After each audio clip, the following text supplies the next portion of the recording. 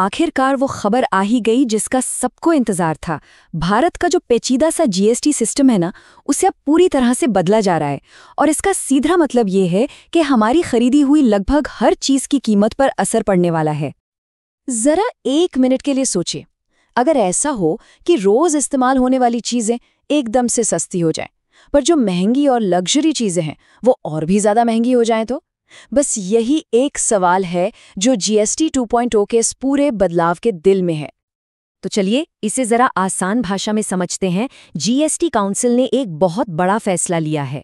जो पहले 4 अलग अलग टैक्स स्लैब थे, 5, 12, 18 और 28%, अब उनको हटाकर सिर्फ 2 स्लैब रखे जाएंगे।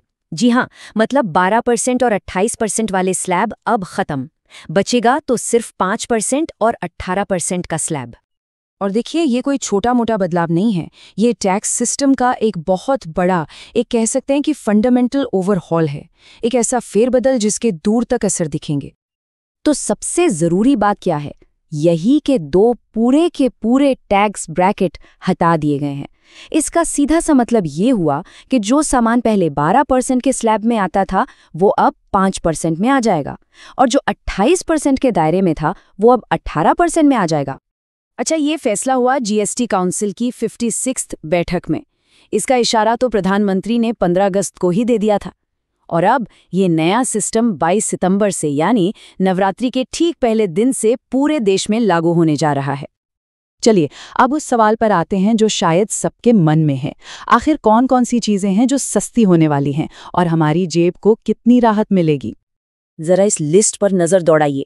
रोज के इस्तेमाल वाले सामान से लेकर टीवी, एसी, गाड़ियां, इंश्योरेंस, यहाँ तक कि होटल में रुकने जैसी सेवाओं तक, हर जगह कीमतों में अच्छी खासी गिरावट देखने को मिल सकती है। इसका सबसे बड़ा फायदा मिडिल क्लास को होगा।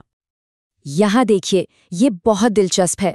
साबुन, टूथपेस्ट जैसी चीजों पर जहां पहले 18% का जीएसटी लगता था, अब वो घटकर सिर्फ 5% रह जाएगा। मतलब घर के महीने के बजट में एक बड़ी राहत मिलने वाली है। चलिए एक बड़ा एग्जाम्पल लेते हैं। मान लीजिए एक एयर कंडीशनर का। पुराने सिस्टम में 28% का भारी भरकम जीएसटी लगने के बाद इसकी कीमत पहुंच जाती थी करीब 38,400 रुपीज। लेकिन अब क्योंकि जीएसटी स्लैब 18% पर आ गया है, तो वही एसी अब आपको मिलेगा लगभग 35,400 रुपए में। यानी सिर्फ एक एसी खरीदने पर सीधे सीधे 3,000 रुपए बच रहे हैं। ये एक बहुत बड़ी राहत है ना? और एक और बहुत बहुत बड़ी खबर है इंश्योरेंस सेक्टर के लिए।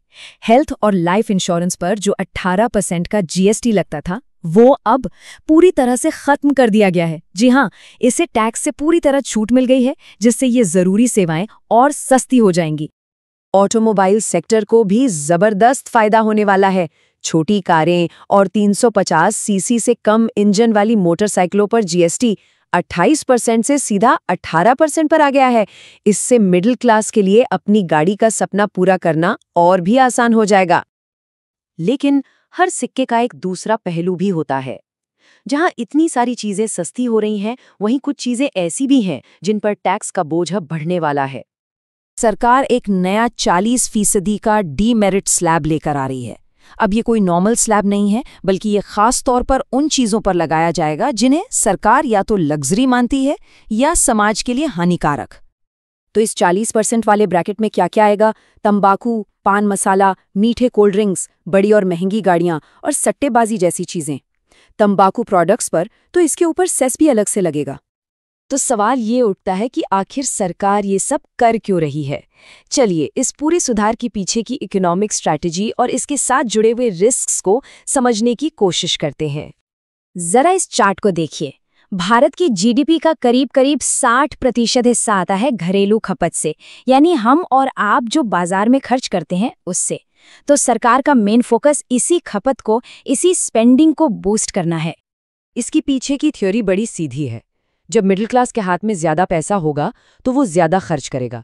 इससे बाजार में डिमांड बढ़ेगी तो प्रोडक्शन बढ़ेगा और आखिर में ज्यादा नौकरियां पैदा होंगी। ये पूरी इकोनॉमिक साइकिल को एक किक स्टार्ट देने की कोशिश है। लेकिन इस पूरी प्लान में एक बहुत बड़ा रिस्क भी है। एक अनुमान के मुताबिक इन टैक्स कटौतियों की वजह से सरकार को हर साल 16 से 20 बिलियन डॉलर का नुकसान हो सकता है। भारतीय रुपये में ये रकम लगभग 1.5 से 2 लाख करोड़ रुपए बैठती है। तो कुल मिलाकर कहानी ये है कि इस सुधार के दो पहलू हैं। एक तरफ उम्मीद है कि जीडीपी बढ़ेगी, मिडिल क्लास को राहत मिलेगी और टैक्स सिस्टम आसान होगा।